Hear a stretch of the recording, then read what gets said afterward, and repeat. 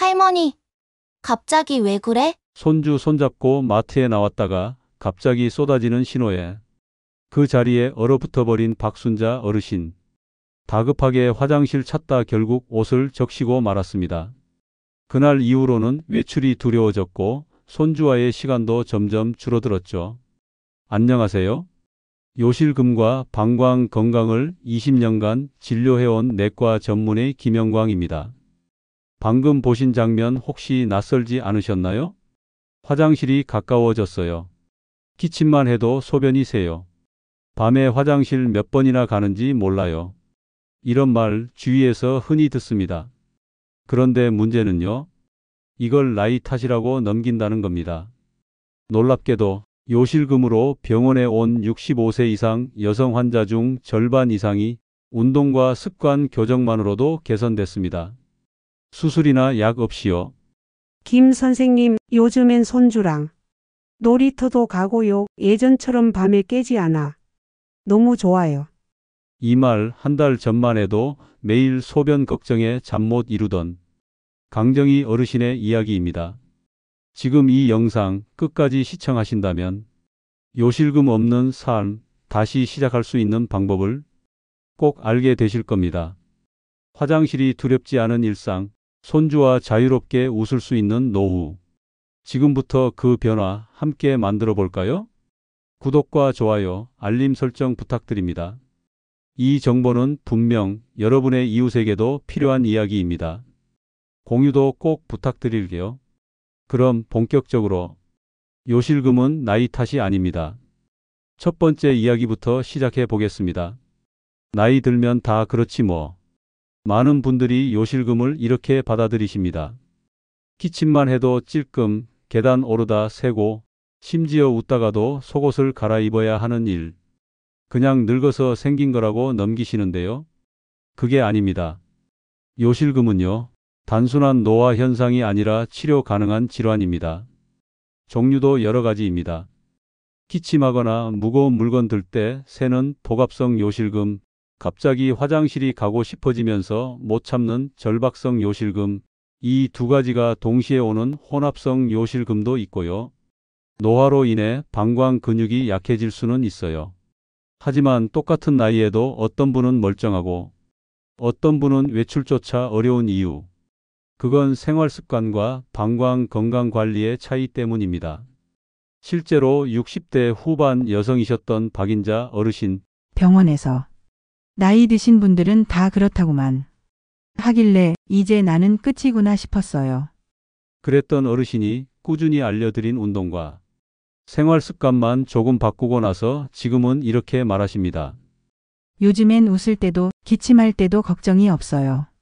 무엇보다 외출이 자유로워진 게 제일 행복해요.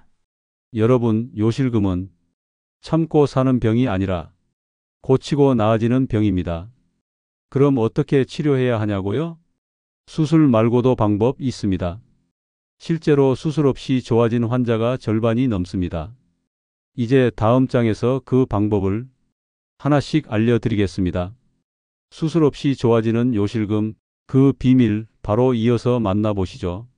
이거 수술밖에 방법이 없대요. 진료실에 들어오시자마자 이렇게 말씀하시는 분들이 참 많습니다. 그리고 대부분은 눈에 눈물이 고여 있습니다. 겁나고 두렵고 또 자식들한테 미안해서요. 그런데요, 저는 이 자리에서 분명히 말씀드립니다. 모든 요실금이 수술이 필요한 건 아닙니다. 오히려 수술 없이도 좋아지는 경우가 절반 이상입니다. 그 대표적인 예가 올해 74세가 되신 한명자 어르신입니다. 이분은 밤에도 이 시간마다 화장실을 가고 버스만 타면 내려야 해서 외출을 아예 포기하셨던 분이에요. 다른 병원에서는 인공요도 수술을 권유받으셨죠. 하지만 제가 어르신께 딱 3가지만 부탁드렸습니다. 첫째, 케겔 운동. 둘째, 수분 조절과 카페인 제한. 셋째, 소변 참기 연습, 즉 방광 훈련입니다. 아니, 이런 걸로 괜찮아지겠어요? 반신반의 하셨지만 한 달, 2달 지나면서 화장실 가는 횟수가 줄더니 이제는 밤새 한 번도 안 깨요. 라고 웃으시더라고요. 요실금의 원인은 사람마다 다릅니다. 근육이 약해진 분, 신호 조절이 안 되는 분, 습관이 망가진 분. 그렇기 때문에 수술이 아니라 나에게 맞는 방식으로 접근하면 충분히 좋아질 수 있다는 겁니다. 또 한 가지, 수술은 말 그대로 최후의 선택입니다. 처음부터 수술을 권하는 건 환자의 삶을 넓히는 게 아니라 좁히는 선택일 수 있어요. 혹시 지금 영상 보시면서 나도 다시 자유로워질 수 있을까? 망설이고 계신다면 걱정 마세요. 지금 이 순간부터 바꿔나가면 됩니다. 다음 챕터에서는 실제로 환자들이 가장 효과를 본 운동, 케겔 운동의 진짜 방법을 알려드릴게요. 대충 하면 아무 소용 없고요. 딱 이렇게 해야 효과가 있습니다. 계속해서 시청해 주세요. 그 운동 있잖아요. 이름이 뭐더라? 케겔? 많은 분들이 한 번쯤 들어보셨을 겁니다. 맞습니다. 케겔 운동, 요실금 개선의 핵심입니다. 근데요, 제가 환자분들한테 물어보면 10명 중 7명은 잘못하고 계십니다. 그냥 배에 힘 주거나 엉덩이 조이는 걸로 착각하시는 경우가 많아요. 하지만 케겔 운동은 골반저 근육, 그러니까 방광과 요도를 지탱해주는 그 깊숙한 근육을 정확히 조여야 효과가 납니다. 방법은 이렇습니다. 소변을 참는 느낌으로 아랫배 아래쪽을 살짝 조인다. 힘을 준 상태로 5초 유지하고 천천히 푼다. 이걸 하루 3번, 한 번에 10회씩 반복한다. 근데 중요한 건 이걸 앉아서도 누워서도 서서도 해야 한다는 겁니다. 생활 속에서 틈틈이 습관처럼요.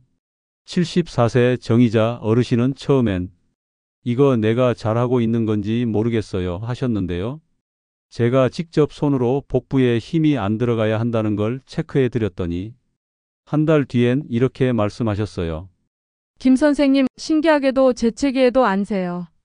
이게 그 근육이 잡히는 느낌이구나 싶더라고요. 운동은 매일 하셔야 합니다.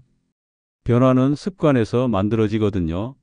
하지만 무리해서 하실 필요는 없어요. 잠깐씩 짧게, 정확하게, 그리고 천천히 늘려가시면 됩니다. 혹시 나는 운동도 힘든데 하시는 분들 괜찮습니다. 지금부터 알려드릴 생활 속에서 방광을 지키는 습관들만 잘 지켜도 확실히 달라집니다. 자, 다음은 피해야 할 생활 습관 3가지 알려드릴게요. 이거 안 고치면 운동만으론 부족합니다. 꼭 끝까지 시청해 주세요. 첫째, 카페인입니다. 전 커피 하루 한 잔밖에 안 마셔요. 근데 그 한 잔이 아침에 한 잔, 점심에도 피곤하다고 또 한 잔, 심지어 밤에도 믹스커피 한 잔 더. 이렇게 되면 방광은 쉴 틈이 없습니다. 카페인은 방광을 자극해서 소변을 더 자주, 더 급하게 보게 만들어요. 커피, 녹차, 홍차, 콜라, 초콜릿에도 들어 있습니다. 완전히 끊기 어렵다면 오후 3시 이후는 피하고 하루 한 잔 이하로 줄이는 게 기본입니다. 둘째, 수분 섭취 시간입니다. 물 마시는 거 중요합니다. 하지만 문제는 밤 늦게 물을 마시는 습관이에요. 70대 김옥자 어르신은 밤마다 화장실 3번은 기본이에요. 그러던 분이 저녁 7시 이후엔 수분 섭취를 줄이고 오전 오후에 나눠 마시는 방식으로 바꾼 뒤 밤중에 화장실 가는 횟수가 눈에 띄게 줄었습니다. 물은 낮에 충분히, 밤엔 방광이 쉴 수 있도록 도와줘야 해요. 셋째, 습관성 배뇨입니다. 이건 무슨 말이냐면요. 집 나가기 전에 그냥 한번 가야지. 불안하니까 가서 짜내자.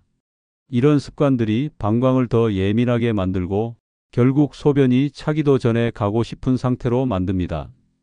요실금이 생기면 자꾸 화장실을 의식하게 되잖아요. 그러다 보면 뇌와 방광의 연결이 더 빨리 끊어집니다. 그래서 가능하면 신호가 올 때까지 참아보고 소변 간격을 조금씩 늘리는 연습이 필요합니다. 이 3가지만 바꿔도 방광은 훨씬 편안해지고 운동 효과도 2배 이상 높아집니다. 지금부터라도 천천히 고쳐보세요. 방광은 정직하게 반응합니다. 그럼 이제 환자분들이 가장 많이 하시는 질문들, 약은 꼭 먹어야 하나요? 운동 언제까지 해야 하나요? 여기에 하나하나 답해 드릴게요. 다음 챕터에서 바로 이어집니다. 제가 진료실에서 가장 자주 듣는 말이 있습니다. 선생님, 아직 병원 갈 정도는 아니에요. 그냥 조금 새는 거니까. 여러분, 요실금은 심해지기 전에 다스려야 합니다. 조금 셀 때부터 시작하는 관리가 나중에 수술까지 막아주는 열쇠가 됩니다. 그래서 불편함이 시작됐다면 그게 바로 치료 타이밍입니다. 운동이 정말 효과가 있긴 한가요? 효과 있습니다. 하지만 방법과 꾸준함이 중요해요. 케겔 운동은 보통 4주부터 변화가 나타나고 3개월 이상 해야 근육이 제대로 잡힙니다. 예전에 어떤 분은 일주일 하고 이건 안 되나 봐요 하셨는데 제가 한 달만 더 해보시자고 권해드렸더니 정말 달라지셨어요. 꾸준히 하면 반드시 바뀝니다. 약은 평생 먹어야 하나요? 아닙니다. 요실금 약물은 대부분 증상 조절용입니다. 운동과 습관 교정이 제대로 병행되면 약은 줄이거나 끊는 경우가 많습니다. 중요한 건 약에만 의존하지 말고 내 몸의 변화를 느껴보는 것이에요. 민망해서 진료받기가 꺼려져요. 이건 많은 분들이 공감하시는 부분입니다.